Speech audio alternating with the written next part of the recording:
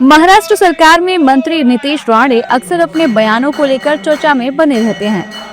अब नीतीश राणे ने एक और बड़ा बयान दिया है। उनके मुताबिक मुंबई में रहने वाले रोहिंग्या और बांग्लादेशियों को वापस जाना होगा और उनके लिए 15 जनवरी की तारीख एक डेडलाइन है। तो मैंने स्पष्ट बोला है ना, मुंबई में रहने वाले जो कोई बांग्लादेशी रोहिंग्या है जिनको यहाँ रहने का अधिकार ही नहीं है, यहाँ रहने का उनके पास कोई डॉक्यूमेंटेशन नहीं है, उन्होंने को इधर आके बिठाया था, उन्होंने सब लोग ने ये 15 तारीख का डेडलाइन समझ में आ जाए। पर जब भी हमारे आई लव महादेव वाला महापौर उधर बैठेगा तो भी एक भी बांग्लादेशी और रोहिंग्या को, मुसलमानों को हम लोग इस मुंबई में रखेंगे नहीं। कार्रवाई होगी मतलब उनको मुंबई छोड़नी पड़ेगी। मुंबई ये उनकी जगह नहीं है। जहाँ से वो इलीगली तरीके से यहाँ आए हैं वहाँ पे उनको वापस जाना पड़ेगा। नीतीश राणे के इस बयान पर सियासत गर्म है, विपक्ष नीतीश पर हमलावर है। हाँ देखिए, ये जिस तरीके का रानी जी का बयान है, मुझे लगता है कि वोट जिहाद और ये सब लफ्ज जरूर दिए जा रहे हैं, लेकिन इन सारी कामों को बहुत बखूबी तरीके से भारतीय जनता पार्टी करवा रही है।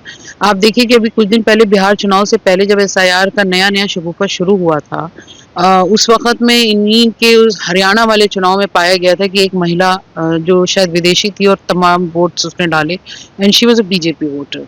और इसी तरीके से तमाम जगहों से खबरें आई। आप देखिए कि अमिताभ बच्चन जी झांसी से, उनकी वाइफ झांसी से वोटर दिखाई देते हैं।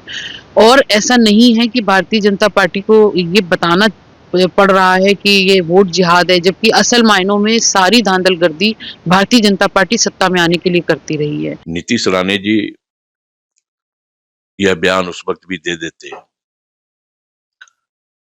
जब उन्नाव की बेटी प्रधानमंत्री से मिलना चाह रही थी अपने न्याय के लिए। प्रधानमंत्री के पास समय नहीं था। दलितों को पीट पीट के मार दिया गया, प्रधानमंत्री के पास समय नहीं था।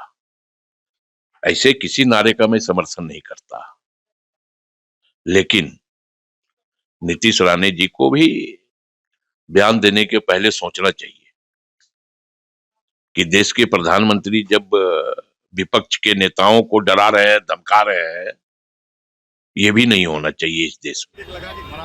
हालांकि नीतीश पर कई बार मुस्लिम विरोधी होने के भी आरोप लगाए जाते रहे हैं। दरअसल महाराष्ट्र में BMC समेत 29 महानगर पालिकाओं के चुनाव की तैयारियां चल रही हैं। 15 जनवरी को वोटिंग होनी है और वोटों की गिनती 16 जनवरी को होगी। लेकिन नीतीश राणे के इस चेतावनी ने चुनावी माहौल को गर्म कर दिया है।